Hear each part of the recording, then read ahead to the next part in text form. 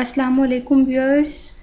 हर किस्म की बंदिश का तोड़ आज आपके साथ शेयर किया जा रहा है। अक्सर बच्चियों और बच्चों के रिश्ते सिर्फ इस वजह से तय नहीं हो पाते कि वो दुश्मनों और हासिदों की जानिब से सख्त किस्म की बंदिश का शिकार होते हैं।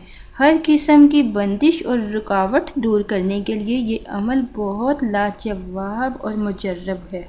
इस अमल को करने के लिए नमाज की पाबंदी का ज़रूर ख्याल करें और वजीफ़ा नोट करें आपने किस तरह करना है। बाद नमाज फ़जर 1 मरतबा, सूरह मुज़म्मिल चारों कुल 3-3 मरतबा और आयतल कुर्सी 11 मरतबा पढ़नी है। अव्वल आखिर आपने 11-11 बार दरूद इब्राहिम पढ़ना है। पढ़कर आप पानी पर दम करके लड़की हो या लड़का उसको पिलाएं और उसी पानी से हाथ मुंह भी धुलाएं, लेकिन पानी को गंदी जगह पे नाली में नहीं गिरना चाहिए।